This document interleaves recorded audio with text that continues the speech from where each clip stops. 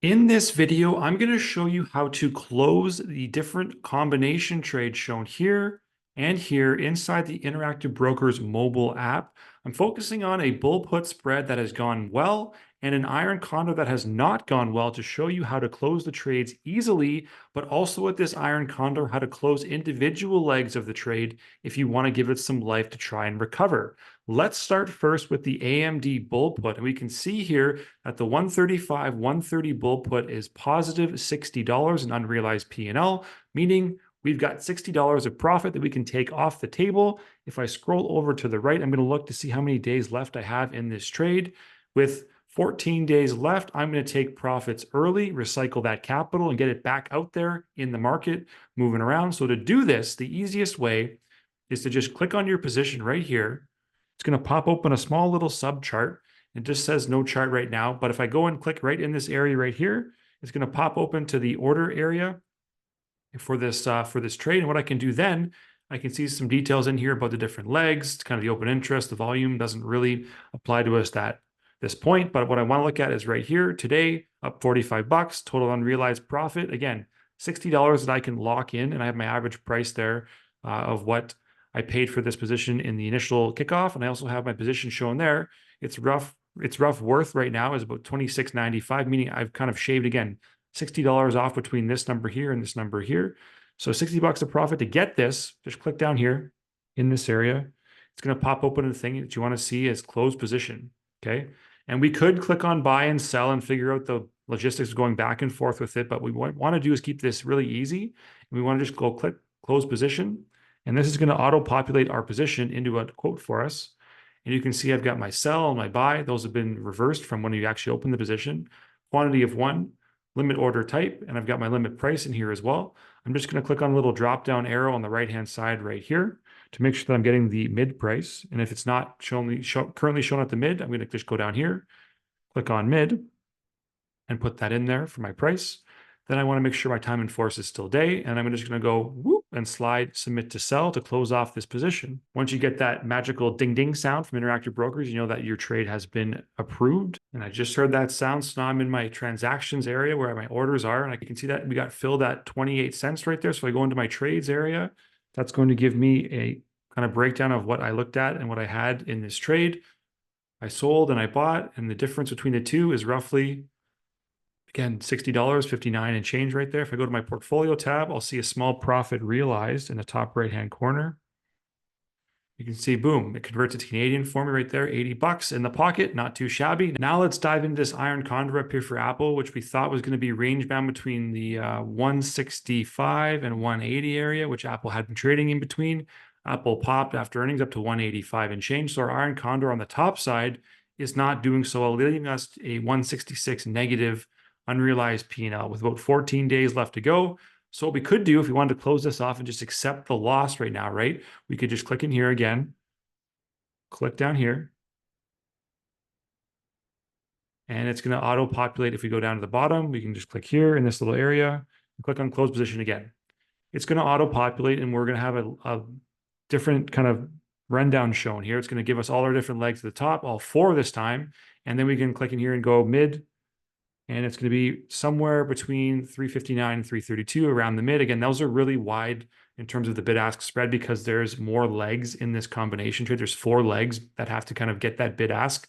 So the more legs that you add to a trade, the wider this bid-ask spread is going to be because there's so many different parts coming into play.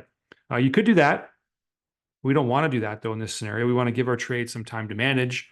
And because of what we got paid, the 185, and the market value there of 350, you can just call it 3.49.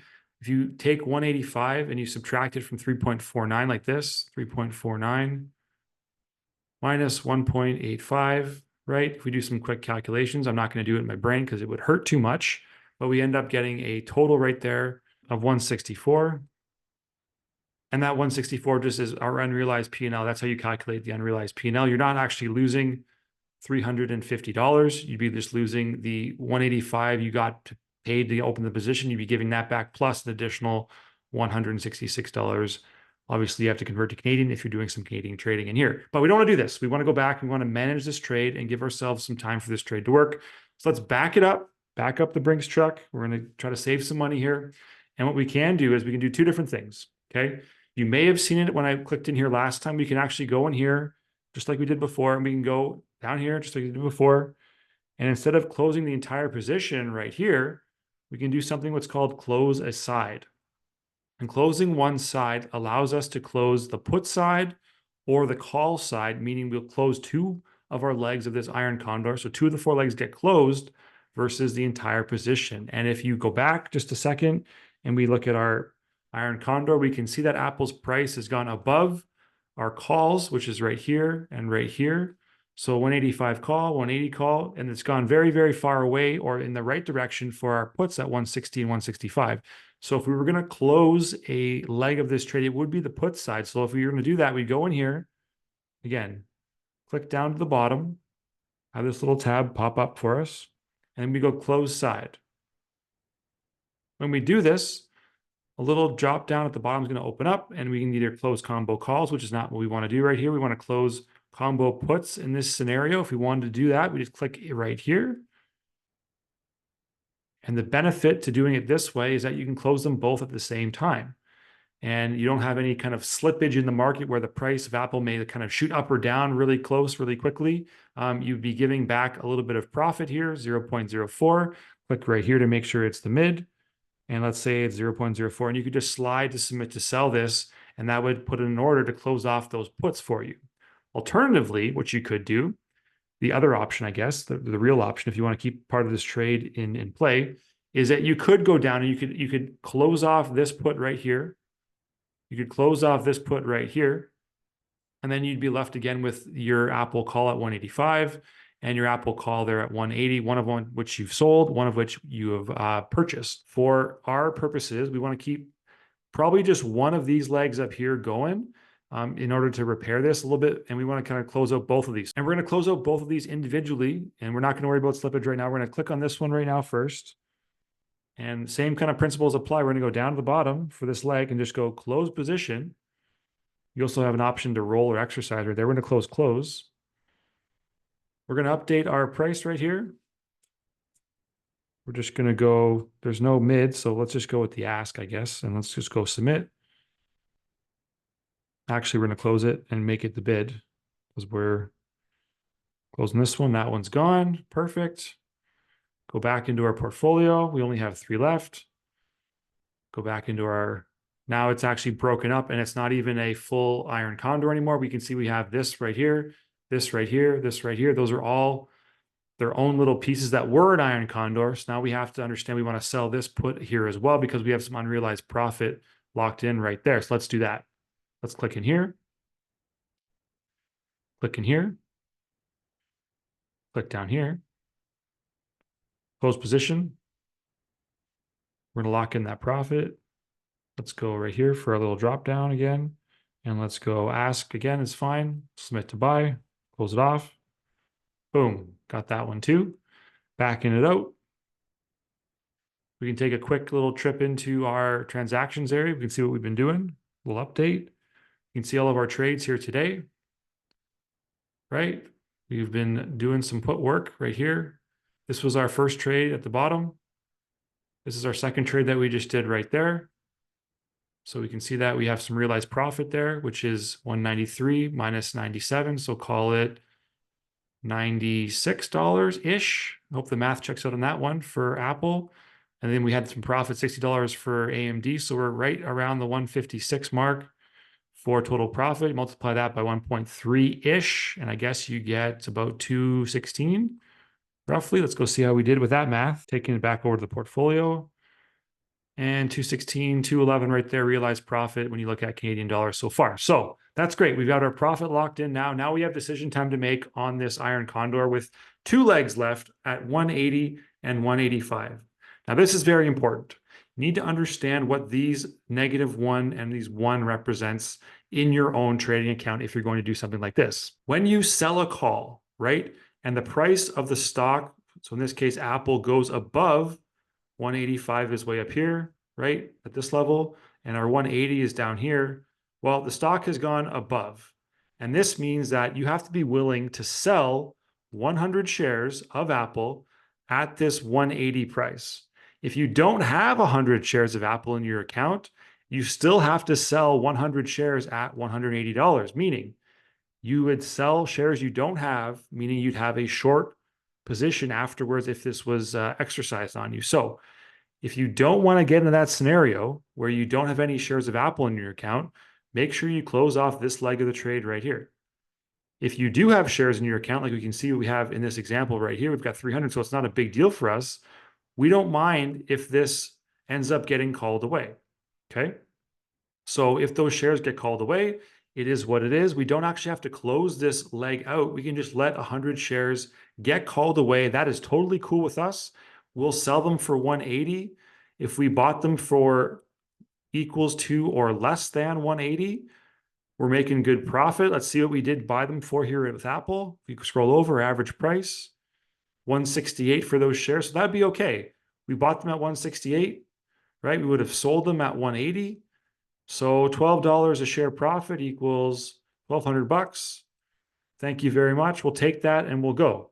But again, if you don't have shares of Apple in your account, you have to then create a short position by selling 100 shares at 180. If you wanted to cover that short, you have to buy them back at 185, meaning you'd be negative $500 on your position, which is roughly very close to the unrealized profit we can see here on this leg. So let's assume this is our situation right here. We don't want to have any shares in our account, let's say, and we have a negative $500 unrealized P&L waiting for us. We can do two things, okay? We can either close out this leg, and then we have to eat this capital loss, right? We have to eat it. Or we can let it ride, and we can hope that Apple's price drops down below 180 by the time this expires in 14 days, okay? This is where it becomes a choice of risk and reward. If you think Apple's price is going to drop, then yeah, you could let this ride and you can just let this kind of sit there. And if it goes down and back closer to 180, this unrealized P&L will start going from 400 down to 300, right? Down to 200.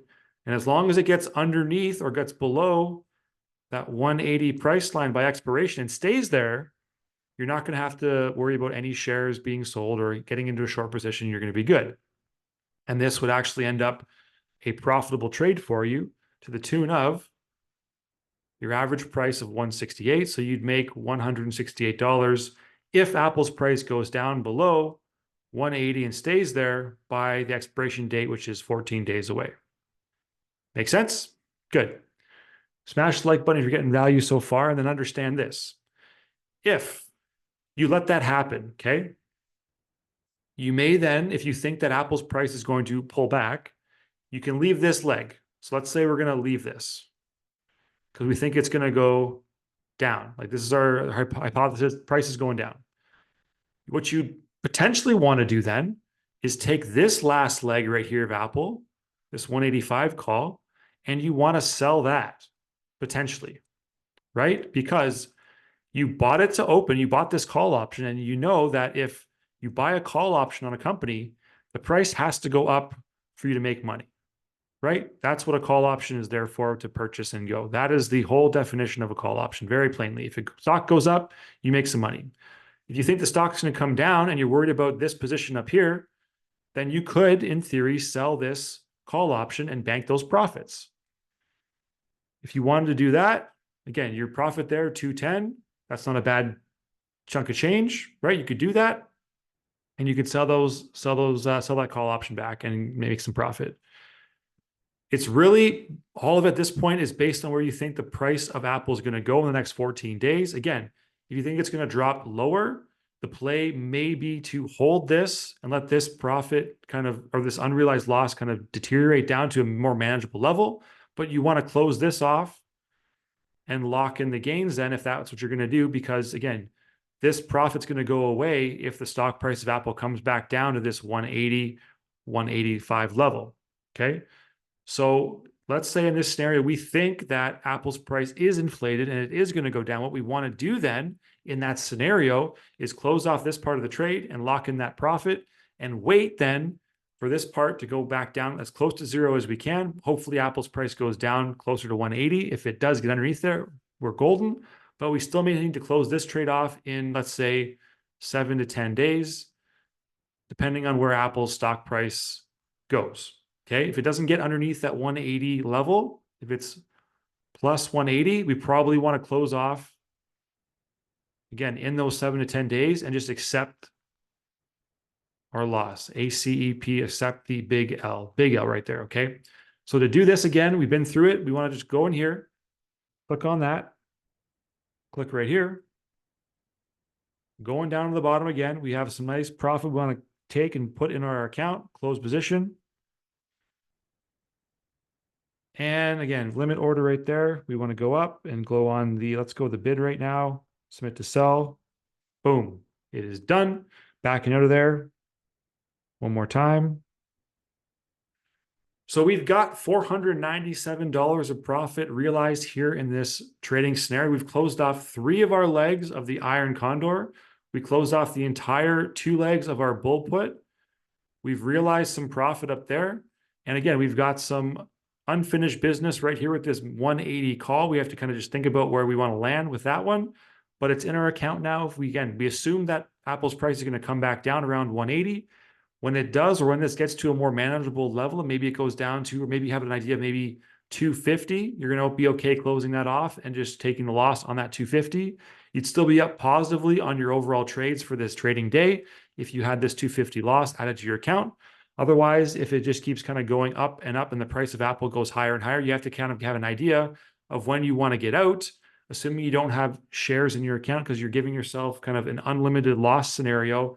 So let's say our total potential here is we're going to let it go to 600, and that would be our max loss. And so if it says 600 there, max loss, max out, we want to close no matter what. No matter what.